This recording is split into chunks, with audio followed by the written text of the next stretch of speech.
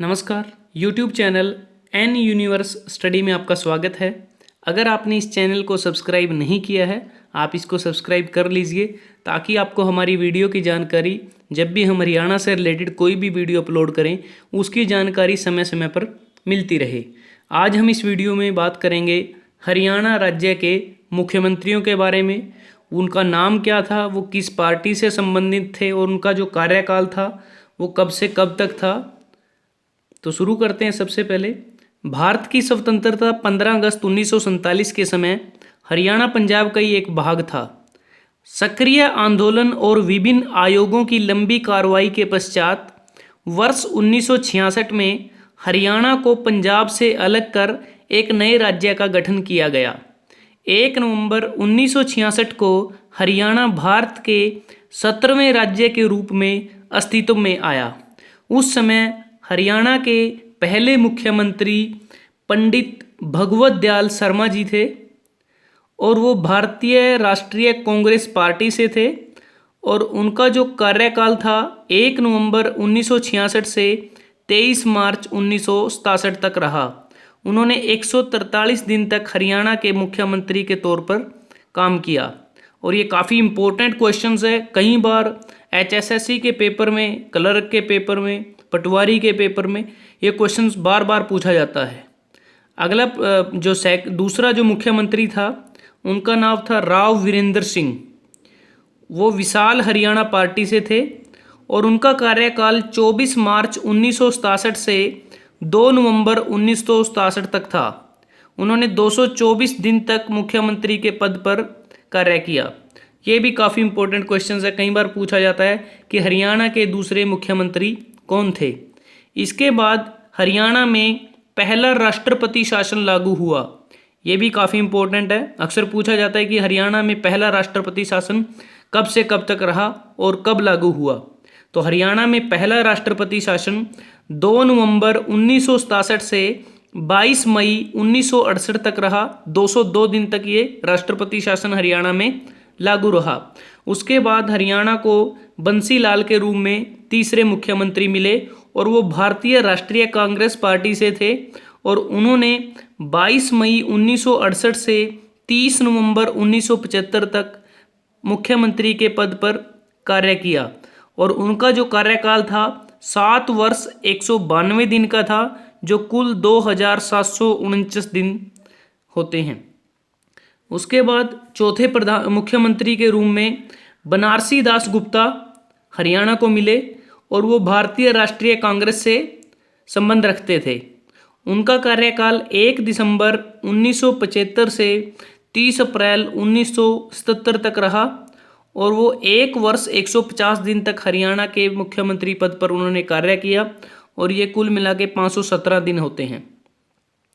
उसके बाद हरियाणा में फिर से दूसरा राष्ट्रपति शासन लागू हुआ। ये भी काफ़ी इंपॉर्टेंट है कि हरियाणा में दूसरा राष्ट्रपति शासन कब से कब तक रहा और कब लागू हुआ।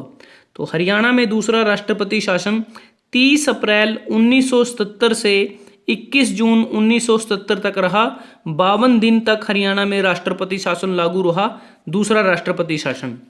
इसके बाद हरियाणा को देवीलाल के रूप में 5वें मुख्यमंत्री मिले और वो जनता पार्टी से संबंध रखते थे। उनका कार्यकाल 21 जून 1977 से 28 जून 1979 तक रहा। उन्होंने 2 वर्ष 7 दिन तक, जो 738 दिन के बराबर है, इतने दिन उन्होंने हरियाणा के मुख्यमंत्री के पद पर कार्य किया। देवीलाल के बाद छठे मुख्यमंत्री हरियाणा को भजनलाल के रूप में मिले और वो जनता पार्टी से ही थे और उनका कार्यकाल 29 जून 1979 से 22 जनवरी 1980 तक रहा। 208 दिन उन्होंने मुख्यमंत्री के पद पर कार्य किया।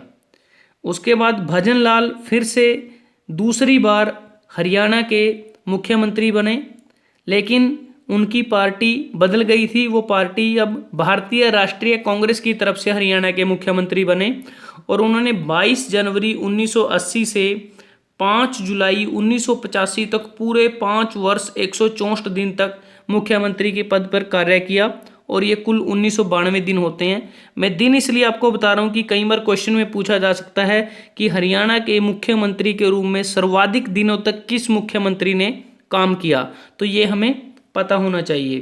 तो भजनलाल के बाद हरियाणा को 8वें मुख्यमंत्री के रूप में बंसीलाल फिर से मुख्यमंत्री मिले और ये इस बार दूसरी बार बंसीलाल हरियाणा के मुख्यमंत्री बने और वो इस बार भारतीय राष्ट्रीय कांग्रेस से संबंधित रखते थे और उनका कार्यकाल 5 जुलाई 1985 से 19 जून 1987 तक रहा और ये कुल 1 वर्ष 349 दिन बनते हैं।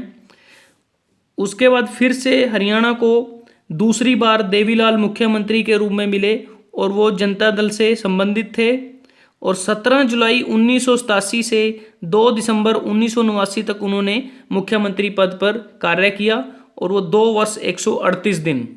और कुल अगर उनका जो पूरा पिछले जो पहली बार बने थे और दूसरी बार बने दोनों समय को अगर जोड़ें तो कुल 1608 दिन तक उन्होंने मुख्यमंत्री के पद पर कार्य किया। उसके बाद 10वें मुख्यमंत्री के रूप में हरियाणा को ओम प्रकाश चौटाला मिले और ये देवीलाल के सुपुत्र थे और ये जनता दल से थे और 2 दिसंबर 1989 से 22 मई 1990 तक वो मुख्यमंत्री के पद पर रहे और कुल 172 दिन तक वो इस पद पर कार्य किया। ओम प्रकाश चौटाला के बाद हरियाणा को 11वें जो मुख्यमंत्री बनारसी दास गुप्ता मिले और बनारसी दास गुप्ता दूसरी बार मुख्यमंत्री बने हैं और वो जनता दल से थे।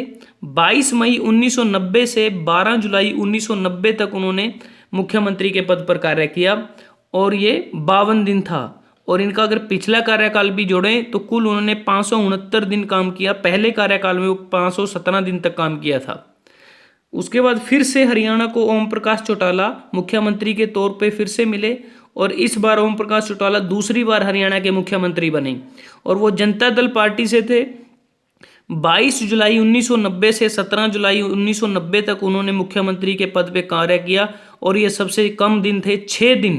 ये काफ़ी इंपॉर्टेंट है, कई बार पूछा जा सकता है कि हरियाणा के मुख्यमंत्री पद पर सबसे कम समय तक कौन मुख्यमंत्री रहा, तो उसका उत्तर ओम प्रकाश चौटाला है जो 6 दिन तक भी मुख्यमंत्री के पद पे रहे हैं।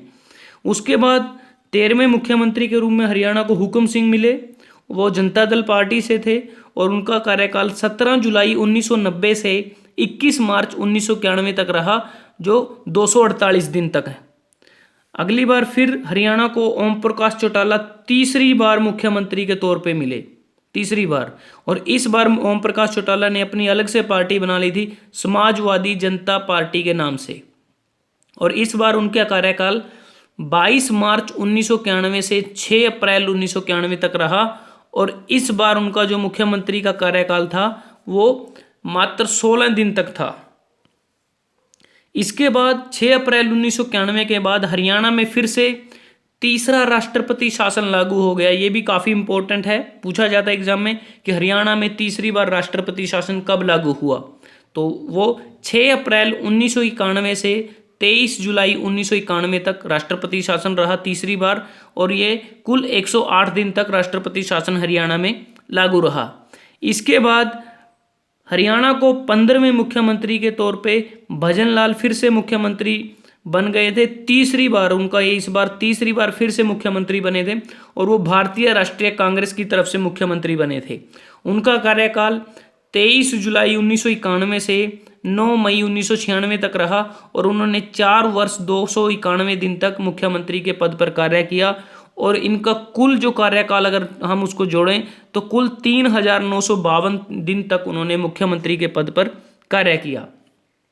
इसके बाद हरियाणा को 16वें मुख्यमंत्री के रूप में बंसीलाल फिर से उनको यह कार्य करने का मौका मिला और इस बार वो तीसरी बार हरियाणा के मुख्यमंत्री बने और इस बार उनकी पार्टी हरियाणा विकास पार्टी जो हवीपा के नाम से भी जानी जाती थी, उनका जो कार्यकाल 11 मई 1996 से 23 जुलाई 1999 तक रहा जो 3 वर्ष 74 दिन के बराबर है। और कुल बंसीलाल का अगर शासन देखें हम मुख्यमंत्री के पद पर, कुल उन्होंने 4633 दिन तक हरियाणा में मुख्यमंत्री के पद पर कार्य किया। उसके बाद बंसीलाल के बाद हरियाणा को 17वें मुख्यमंत्री के रूप में ओम प्रकाश चौटाला फिर से मुख्यमंत्री बने हरियाणा के और इस बार उनकी पार्टी इंडियन नेशनल लोकदल थी, जो इनेलो के नाम से भी जानी जाती है। और ये चौथी बार, अगर प्रश्न ये काफ़ी इंपॉर्टेंट है कि हरियाणा में सर्वाधिक मतलब कि हरियाणा में सबसे ज़्यादा मुख्यमंत्री के पद पर कौन रहा, तो वो ओम प्रकाश चौटाला है, जो 4 बार मुख्यमंत्री बने। और इनका जो शासन था वो 24 जुलाई 1999 से 4 मार्च 2005 तक उन्होंने कार्य किया, और 5 वर्ष 224 दिन तक वो मुख्यमंत्री के पद पे रहे। और कुल अगर इनके कार्यकाल को देखें वो 2245 दिन था। इसके बाद 18वें मुख्यमंत्री के तौर पर हरियाणा को भूपेंद्र सिंह हुड्डा, जो भारतीय राष्ट्रीय कांग्रेस से थे, वो 5 मार्च 2005 से 19 अक्टूबर 2014 लगातार 2 प्लान में वो हरियाणा के मुख्यमंत्री रहे, 2005 से 2009 और 2009 से 2014। और उनका कुल कार्यकाल 9 वर्ष 235 दिन, जो 3520 दिन के बराबर है। और वर्तमान में हरियाणा के 19वें मुख्यमंत्री मनोहर लाल खट्टर हैं, जो भारतीय जनता पार्टी से संबंध रखते हैं। और वो 26 अक्टूबर 2014 को उन्होंने मुख्यमंत्री पद की शपथ ली थी, और अभी तक वो वर्तमान में हरियाणा के मुख्यमंत्री हैं। और आज तक मतलब कि 4 अप्रैल 2017 तक उनका जो कार्यकाल है 2 वर्ष 190 दिन, कुल 920 दिन से वो हरियाणा के मुख्यमंत्री हैं।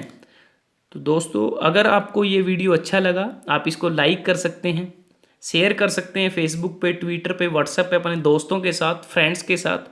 और एन यूनिवर्स स्टडी को सब्सक्राइब करना ना भूलें, क्योंकि आपके सब्सक्रिप्शन से हमें मोटिवेशन और एनकरेजमेंट मिलता है, और जिससे हम अपने काम को और बेहतर तरीके से करने की कोशिश करते हैं। धन्यवाद। आपका दिन शुभ रहे।